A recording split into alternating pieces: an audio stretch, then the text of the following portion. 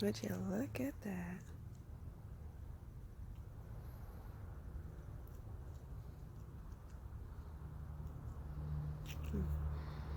Hey YouTube! So I hope you enjoyed that little crystal I had to show you.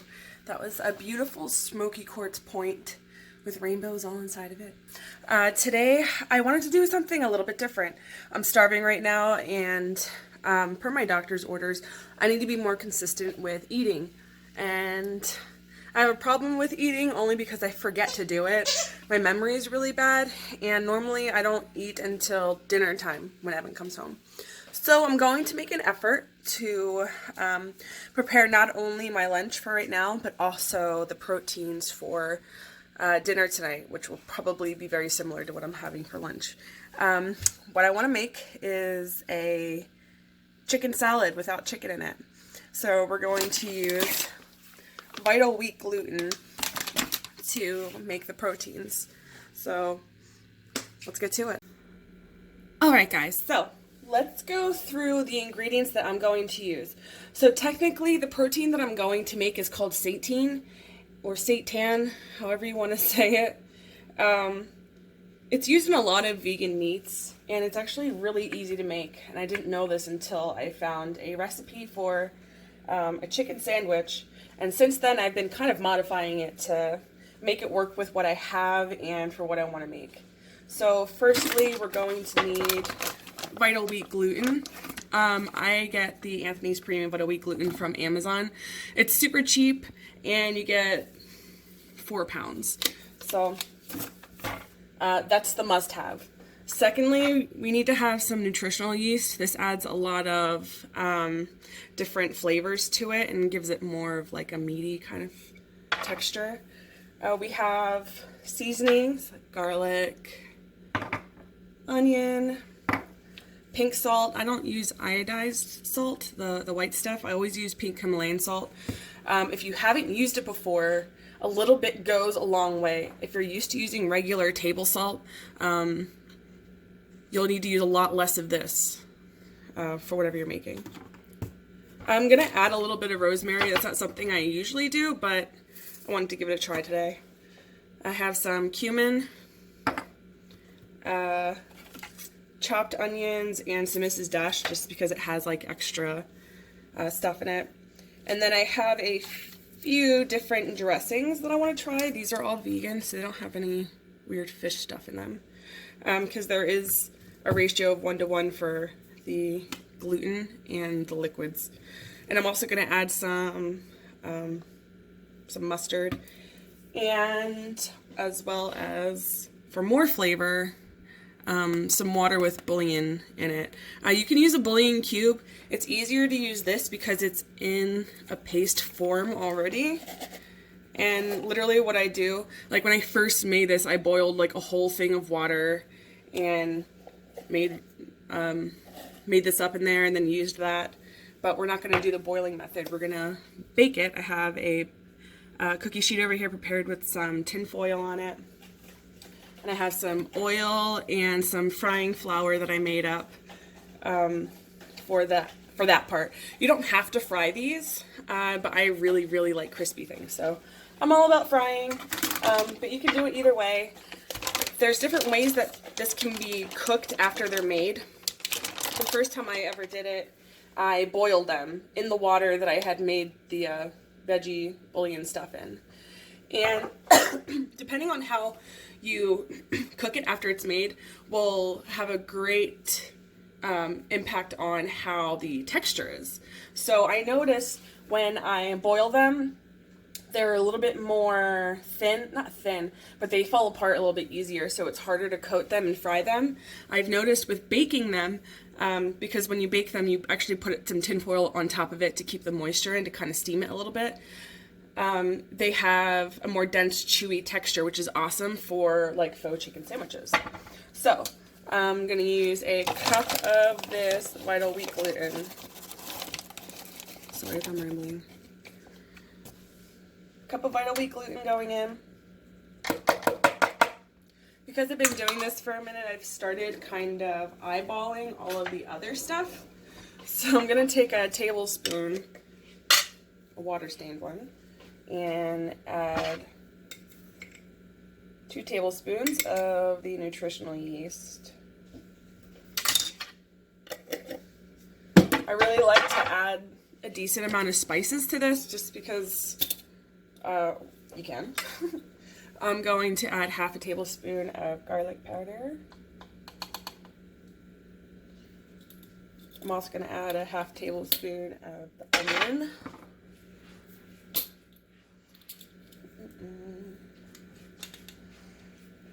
The first time I made these, Evan lost his mind. He was not expecting them to taste the way they did. I'm going to use 1/4 tablespoon of cumin. It smells so good. So if you have never used Vital Wheat gluten before, this is not gluten-free. This is animal-free, but it's not gluten-free. So if you have gluten issues, stay away from this. The goal is to make a dough. So I just add a little bit of Mrs. Dash and add a little bit of chopped onions. The goal is to make a dough, and then we're going to form this into something similar to that of a patty. A little bit of rosemary, a bit of salt. Like, this is really to taste, or to your taste. So some of you might not want to add that much salt, which is fine. Actually, I need to find some pepper. Pepper. Use a decent amount of pepper. If you like it. It's not going to hurt you. Mix that up. This is what it looks like so far. Kind of looks similar to what it looked like in the beginning. Okay. This is where the magic's going to happen. I'm going to take my ring off because I want to get dough in there. So I'm going to quickly use a mug and warm up the bouillon. So give me 1 second. Okay, really quickly, what I'm about to do is just take a little bit of this, and say half a tablespoon. I'm going to put it in just regular room temp water, and then I'm going to microwave this for about 2 minutes because I want this to dissolve, and I'm going to use this for inside the gluten. Okay, in the meantime, I'm going to start adding a little bit of these extra liquid flavors. So I'm going to add some of the spicy mustard. And remember, the Vital Wheat gluten is activated by water, so you will start getting clumps at this point. But we're not really going to add so much that the bouillon water is going to be overwhelming. This is really just for the extra oil and flavor, like the olive oil that they have in it. It's really nice. So we'll kind of incorporate that. You can see how it's kind of like clumping up in some spots.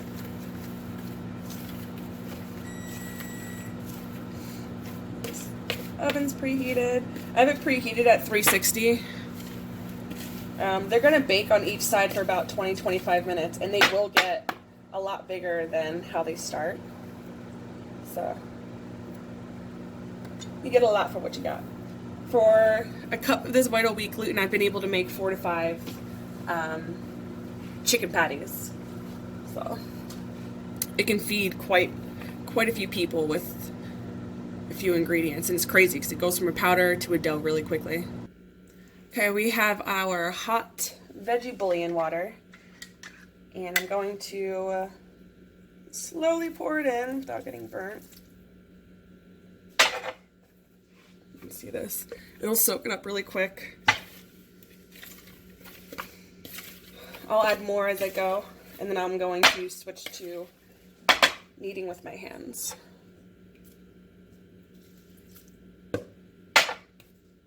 Smells really good already.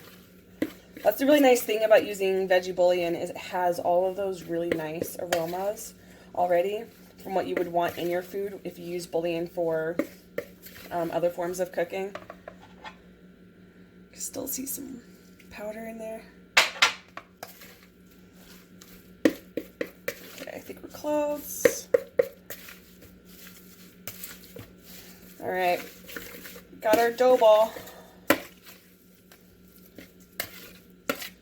Now I'm just gonna roll it out here on my counter. It's not hot or anything, so it's easy to work with right away. Okay, so in order for this to work properly, we're gonna have to knead it for a couple minutes to activate the gluten. And the gluten's what's going to keep everything together. It's going to get kind of hard to work with after a little bit because it starts to get really stretchy and it wants to like bounce back into its shape, the smaller shape. But just keep going, keep kneading.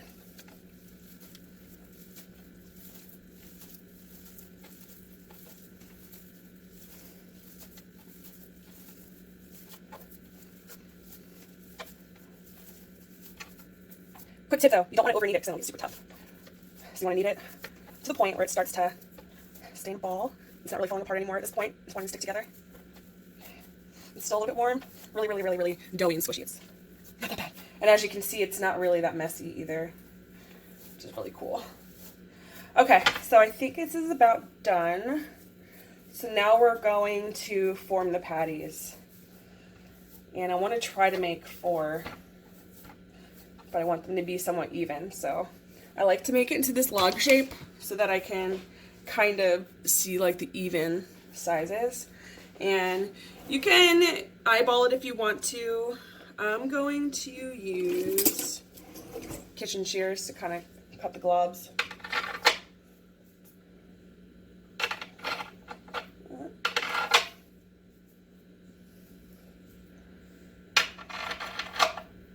Okay.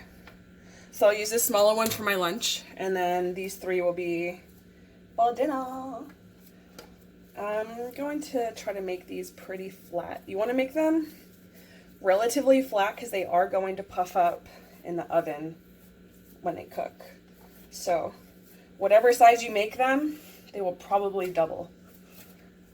And if you keep them really, really thick before you cook them, they're going to be really, really, really thick once they're done. So keep that in mind.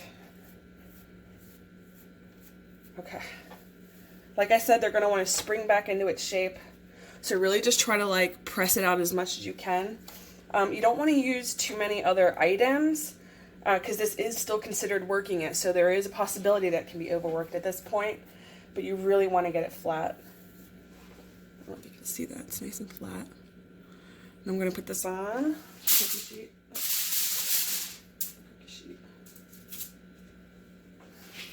Okay.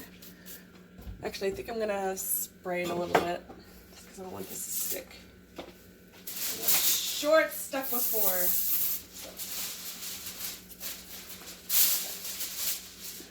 Remember, you need a foil for the bottom and you need foil for the top. Okay. So, these are going to be big ones. But whatever I have left over, I can always just give them for lunch. I did meal prep for like a week, I think it was. And I made them like faux chicken fingers, and so I basically just made this the same way, cut them up into smaller pieces and like rolled them out. And I think I actually boiled those ones. I might bake them, I don't really remember, to be honest. Alright. This is also really nice to do for chicken parm. So if you want to try like a meatless chicken parm, this is perfect. Just use your favorite dairy-less cheese. Alright. This one's looking good. It's not fighting back that much. Just needs nice and thin. Alright. I feel like I haven't made this in a while, so I don't know if I'll be really happy when it comes home. You get kind of a workout, like, pushing this stuff around, that's for sure. And that's kind of what I need anyway, so it's alright. Alright.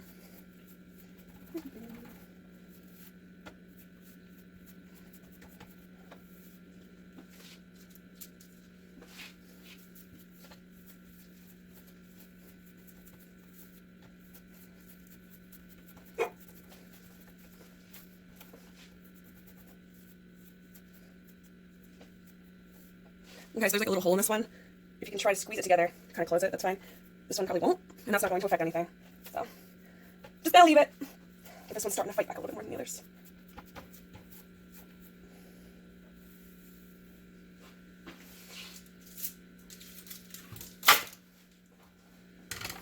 I'm going to show you how we're going to cover them.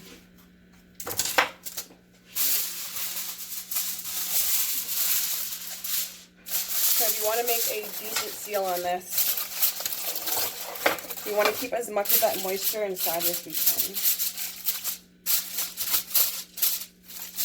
It's going to steam the patties. Okay, so I set the timer. I'm gonna check back on that in about 20 minutes. In the meantime, let's go check out some rocks. So, Harley's out here somewhere. But, check these out. These are some of my preciouses. Okay, so I'll show you a little bit what we have here. Some amethyst here. We have some smoky quartz in the back, some Palo Santo wood. We have really pretty citrine. I don't know if any of you are into rocks and crystals. This is something I've been into since I was a kid and didn't really think it could be anything else as an adult. And then everybody wanted crystals, and so now I got them. This blue one right here is actually really rare. It's only found in one place. That's in the Dominican Republic. It's called Larimar.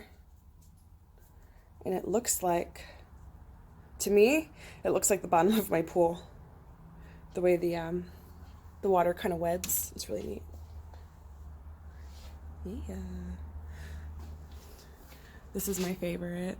This is labradorite. Not my favorite specific stone, but my favorite stone, labradorite. Here's another pretty amethyst. Really nice. Here's Harley. Harley, say hi. Are you such a good puppy? Okay, guys, I am about to flip them. They smell amazing. Like, for some reason it smells like stuffing. But you see, still a little bit soft. I can still feel that there's moisture on them. You can see that they're steaming. So actually, I might be able to, yep. Nice and crispy on that side.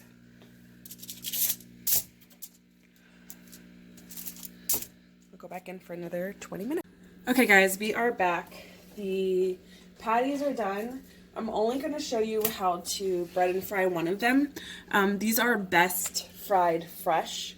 So if you're going to pre-prepare them like I have, at this point I'm going to put the dinner portions in the fridge after I finish my lunch portion out. And then I'll bread and fry those when it's dinner time. So in my frying flour, I have it pre-prepared here for myself. I have regular flour, panko, which is a Japanese style breadcrumb. It's like really coarse chopped like breadcrumbs. There's garlic and onion powder in here, salt and pepper. So the reason why I like to add panko is because I really like crispy patties or whatever you want to call them. For the dredge, I'm using a mixture of hot sauce from the local dollar store and some of this garden herb vinaigrette dressing. So I'm going to incorporate these together. And I have the oil heating right now. There's not that much in there because I'm only doing one. And if I was doing more than one, I would probably use a bigger pan. Okay. So this is still hot, but not too hot to where I can't handle it. I'm going to just put it into the flour mixture, make sure it's coated nice. This next bit can get a little bit messy. Slide it over to the dredge. I can feel this is really nice and thin and crispy, so it's going to be really nice once it's fried up. Back into the flour. Get a spoon out.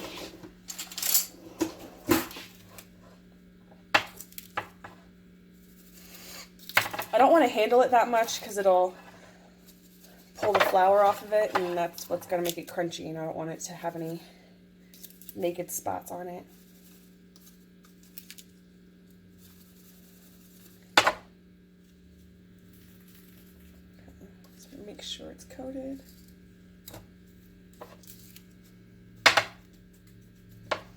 Okay.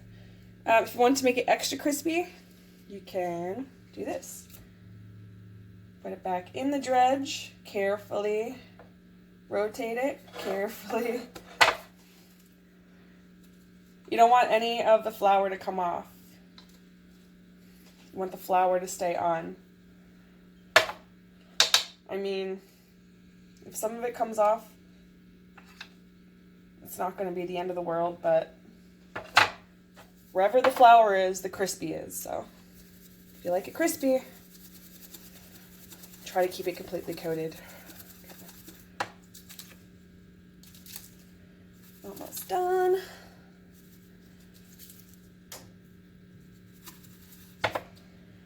And then to check the oil, to see if it's ready, we're going to splash it a few times with some water. Okay. I think that patty's done. I can actually smell the oil.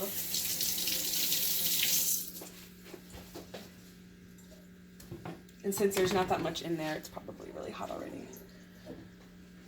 Okay.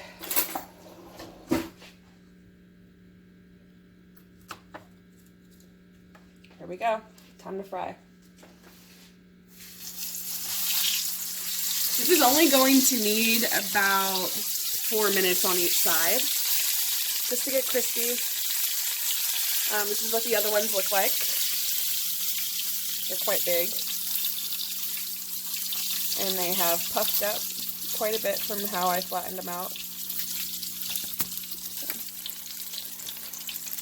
Okay. So this is double breaded. And you'll be able to feel with a fork on the sides how crispy it is. Be very careful, this stuff does want to splash.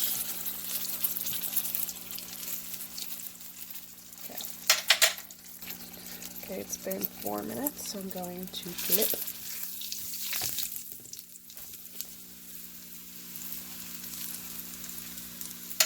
Cook on that side. And next I will show you my salad.